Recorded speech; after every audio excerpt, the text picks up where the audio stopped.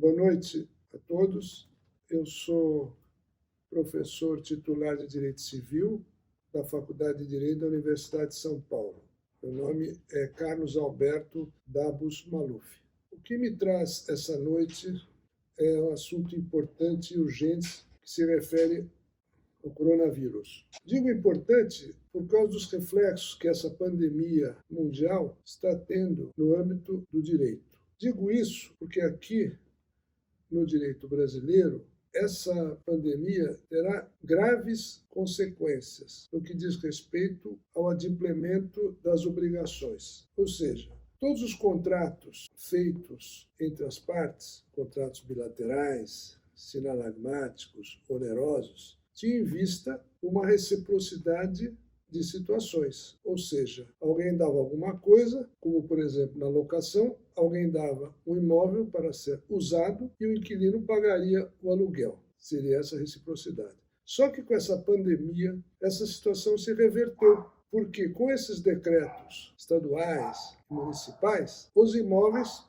estão fechados, os shoppings estão fechados, as lojas de ruas estão fechadas, o comércio em geral está fechado. Ora, isso frustra o uso desses imóveis. Com isso também existe aí uma quebra nesse equilíbrio contratual. Está havendo uma excessiva onerosidade. O que é excessiva onerosidade? É aquilo que nós herdamos do direito italiano do nosso Código Civil de 2002. Lá nos artigos 478, 479 e 480. Essa matéria não estava disciplinada no Código Civil de 1916, mas o legislador de 2002 inseriu-a no seu texto legal. Isso foi muito importante porque somente a doutrina do direito civil é que cuidava da teoria da imprevisão e também do caso fortuito e da força maior. O caso fortuito e a força maior, que era regulamentada pelo Código Civil de 1916, o artigo 1058, foi repetido pelo artigo 393 do Código Civil de 2002. O Código Civil não faz a distinção entre as expressões caso fortuito e força maior, entendendo-as como que há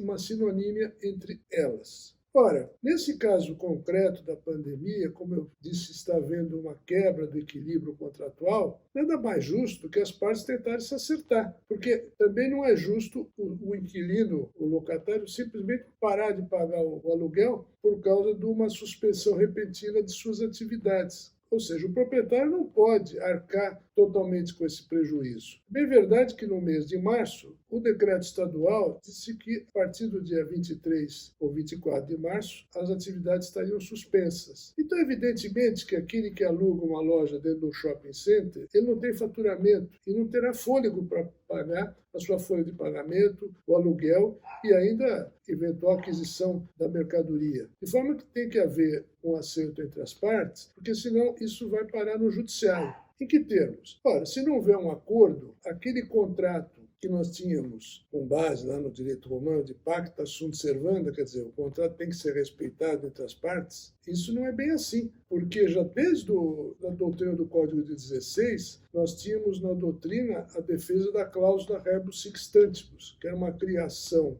da Idade Média, que foi desenvolvida no direito moderno, e principalmente depois da Primeira Grande Guerra Mundial, a famosa Lei Fayot, de 1918. O que aconteceu? Por fatos supervenientes, com a Primeira Guerra, o comércio parou de trabalhar, não havia mais produção, e com isso houve uma quebradeira geral, com falências, etc, etc. Ora, as pessoas ficaram sem dinheiro, então houve fatos supervenientes. E aí nós temos, não do direito civil, além da questão da excessiva onerosidade, da teoria de previsão, se formos lá para trás no século XIX, o genial Windscheid, que era um dos inspiradores do Código Civil Alemão de 1896, que entrou em vigor em 1900, com a famosa teoria da pressuposição. A teoria da pressuposição de Windscheid não foi acolhida por nenhuma legislação, porque entendiam os legisladores que ela traria uma insegurança jurídica. E qual foi o caso clássico da teoria da pressuposição de Windscheid? O caso clássico foi a coroação do rei Eduardo VII da Inglaterra, o filho da rainha Vitória, em 1902, no coroamento, onde o cortejo ia passar pelas ruas principais de Londres. O que fizeram alguns proprietários? Alugaram as janelas das ruas principais porque sabiam que por lá iria passar o cortejo real. Só que por questões de segurança, o trajeto foi alterado. E com a alteração, a janela passou a não ter mais utilidade para o locatário. E aí criou-se um impasse, que o proprietário queria receber o preço da locação, dizendo, a janela está à sua disposição. E o inquilino falou, mas por que eu quero a janela, se o cortejo não vai passar aqui? Então isso foi para a justiça. Então essa teoria da pressuposição, que era uma teoria antiga de mais de 100 anos, depois foi desenvolvida ao longo do tempo por um outro alemão chamado Paul Ertmann, que falou da base do negócio jurídico. E depois de Ertmann, Karl Lawrence desenvolveu essa teoria de Ertmann. Essa questão dessa teoria da pressuposição, a doutrina chamou de condição não desenvolvida. Então, ela não foi aceita porque traria alguma insegurança nos negócios jurídicos. Por que eu estou dizendo tudo isso? Porque isso tem muito a ver com o que está acontecendo nos dias de hoje. Alguém aluga com a pressuposição de que vai utilizar o imóvel. Ou um outro caso que acontece com frequência. Alguém aluga um imóvel pensando que lá pode exercer uma atividade comercial, quando depois descobre pelo zoneamento da cidade que lá não é permitido o comércio ou empresa somente para residência. Ele alugou na pressuposição de que ele poderia exercer uma atividade lucrativa, um escritório ou uma clínica. Se não serve para isso, o imóvel torna-se imprestável. Então tem que haver sensibilidade. E eu tenho que ir ao judiciário para resolver essa pendência. No caso concreto do coronavírus, não se sabe quanto tempo vai demorar essa pandemia, o que vai acontecer é o seguinte: no caso das locações, se não chegar a um bom termo, o proprietário fala, não, eu assinei o contrato, você vai ter que pagar aluguel. Se ele não reduzir, se ele ficar inflexível, qual vai ser a solução jurídica? O que resta ao inquilino? Ele ir à justiça e pedir a revisão do contrato. A revisão do contrato por excessiva onerosidade. Porque talvez ele não queira simplesmente a rescisão. Porque é muito fácil para o proprietário dizer, não, está rescindido o contrato, o senhor desocupa o imóvel. Não é tão simples assim. E também, do jeito que as coisas estão difíceis e com a crise, o proprietário pode não haver interesse em que o inquilino desocupe o seu imóvel, porque ele vai ficar com ele fechado e vai ter que arcar até com o IPTU e outras despesas de conservação do imóvel, que não pode ficar fechado por questões de segurança até. Então estamos de um impasse jurídico muito sério, grave, e que, de forma que não só a questão da excessiva onerosidade, e nós teríamos que lembrar até, aqui no Brasil, alguns autores escreveram sobre isso, ainda sob a égide do Código 1916. O primeiro deles foi o professor Arnoldo Medeiros da Fonseca, que escreveu isso nos anos 30 e 40. Depois de Arnoldo Medeiros da Fonseca, do caso fortuito, o professor Agostinho Alvim escreveu, em 1949, uma obra clássica chamada Inexecução das Obrigações e Suas Consequências. Posteriormente, o professor Paulo Carneiro Maia, em 1959, escreveu uma preciosa monografia sobre a cláusula rebus sic stantibus. Essa cláusula ficou muito importante no Brasil a partir da Constituição de Brasília, onde uma inflação galopante, e a partir também da Revolução de 64, em que as pessoas vendiam imóveis a preço fixo, as construtoras, e não conseguiam, o material de construção conseguia subir muito, e não conseguiam mais acabar os prédios. Falei, bom, se não tiver reajuste, a construtora vai quebrar. E os adquirentes falaram, não, eu comprei a prazo fixo, eu quero que o contrato seja cumprido. Mas o que adiantava cumprir o contrato se ela não tinha dinheiro para terminar?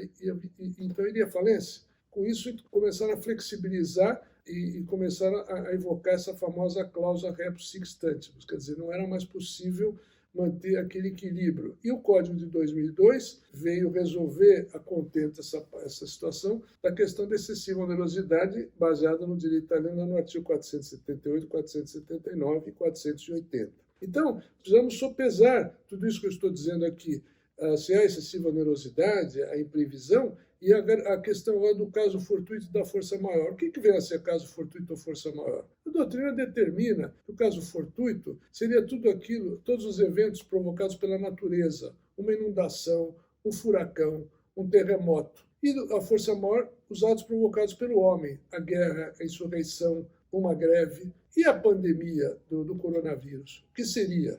Pouco importa se é caso fortuito ou força maior, o fato é que temos que enfrentar uma situação excepcional e de emergência. E o que fazer?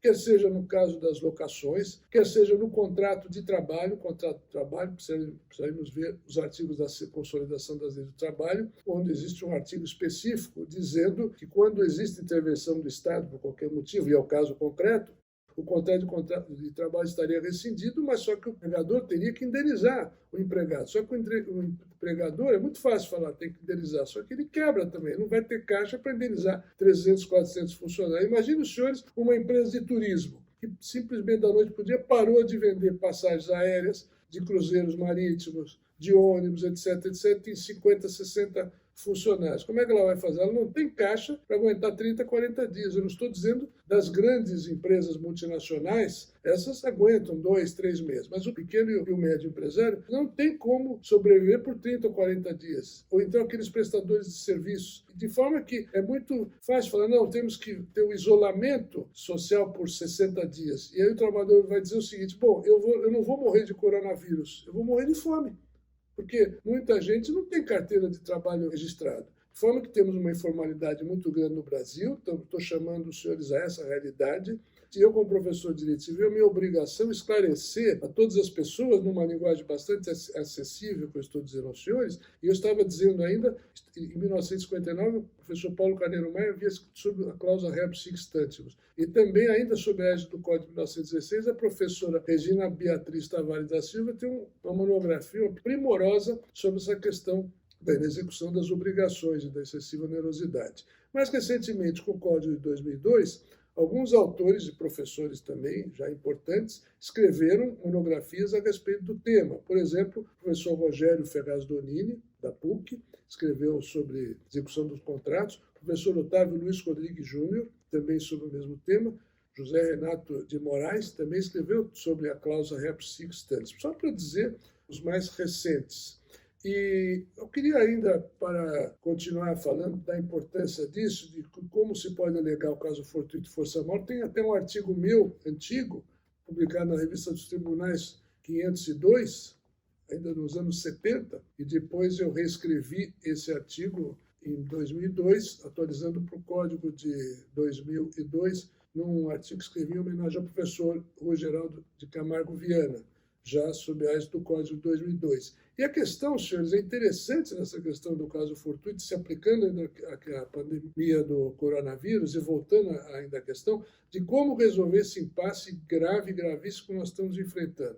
No caso resumido, no caso das locações, tem que haver um acordo entre locador e locatário, porque o proprietário não pode assumir sozinho todo o prejuízo. O inquilino tem que também sopesar, porque ele também não pode dizer, não vou pagar aluguel. Também ele não pode ficar inerte. Simplesmente, se venceu o aluguel no dia 5 do dia 10, ele não pode quedar-se inerte, porque aí ele estará constituído imóvel e sujeito a uma ação de despejo por falta de pagamento. Ele tem que se antecipar. Se não houver acerto, tem que se antecipar, ingressar em juízo, pedindo a revisão do contrato ou até a suspensão, enquanto está esse problema da suspensão, e deixar o judiciário decidir. Se a loja dele está fechada e é prova, é fato notório, tem um decreto estadual, que ele não pode exercer atividade. Então, ele pede judicialmente, através de uma ação, e vai pedir o quê? Através de uma liminar, de uma tutela antecipada, que não vai pagar o aluguel enquanto a loja estiver fechada.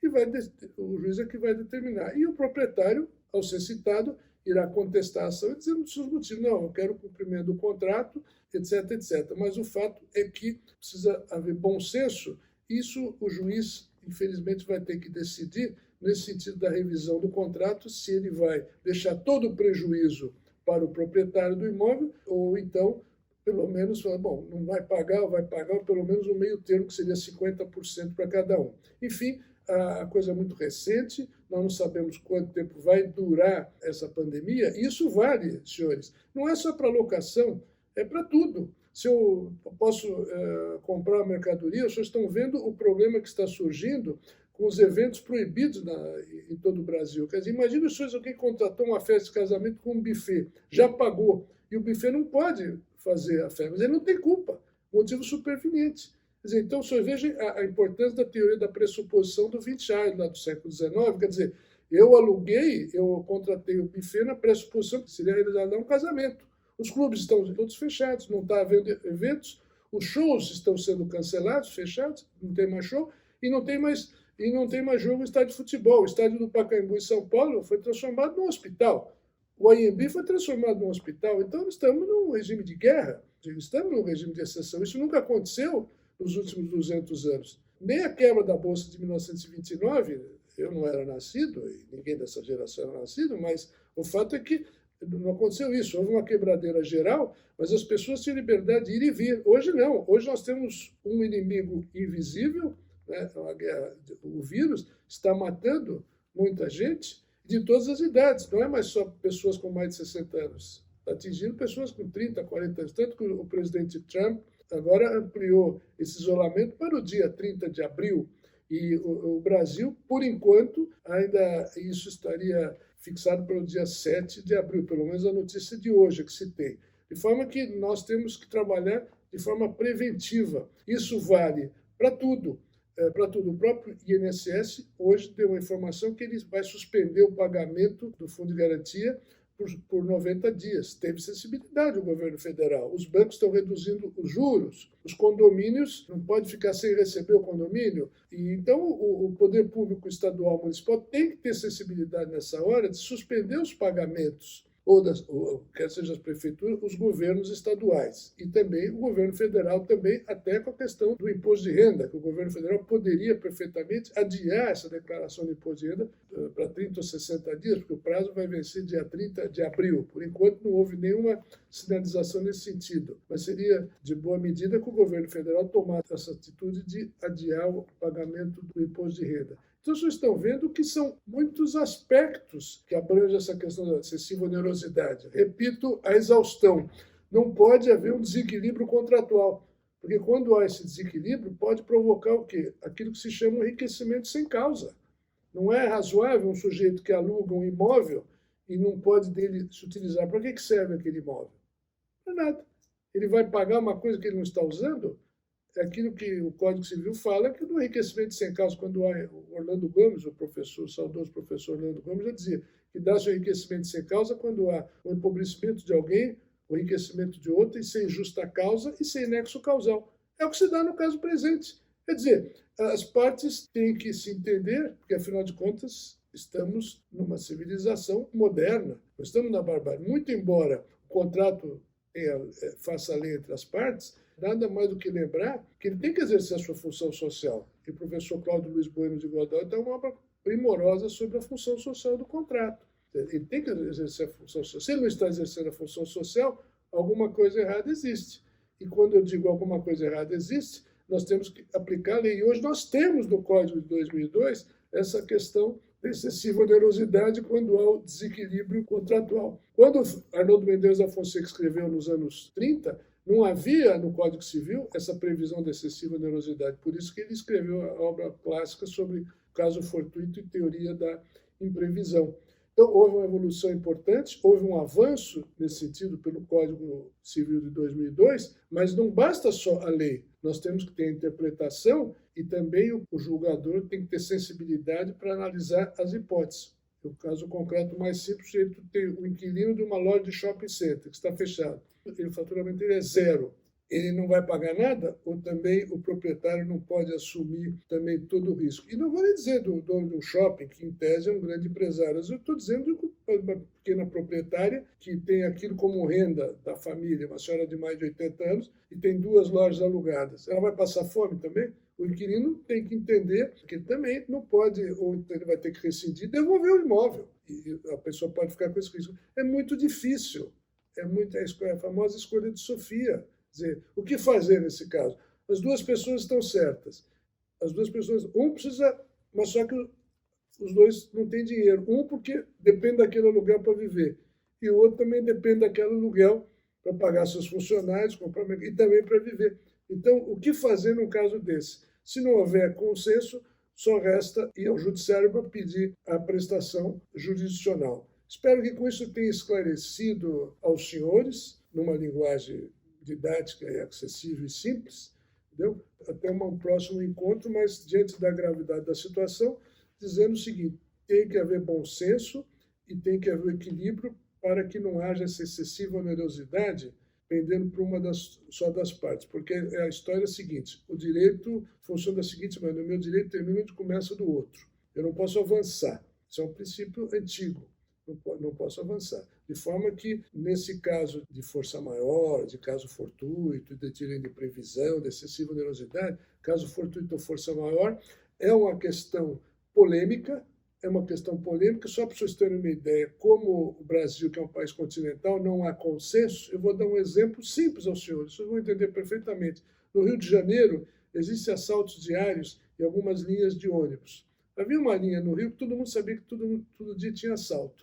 O sujeito foi assaltado dentro do ônibus, ele moveu uma ação contra a empresa transportadora do Rio de Janeiro, a concessionária, e lá o Tribunal do Rio de Janeiro, entendendo que havia um fortuito interno e que a empresa teria obrigação de dar segurança, em cima da teoria de um desembargador do Rio de Janeiro, Sérgio Cavalieri Filho. Muito bem, essa empresa não se conformou com essa decisão do Rio de Janeiro, e dessa tese que está lá no livro do desembargador Sérgio Cavalieri Filho, Sistema de Responsabilidade Civil, e foi ao STJ, Superior Tribunal de Justiça. Lá o ministro Valdemar Sveiter dizendo que não, a empresa não teria que indenizar porque competiria ao Estado do Rio de Janeiro dar segurança pública, que não era obrigação do particular dar essa segurança pública. Então vocês estão vendo que o ministro entendeu que a empresa não teria que indenizar.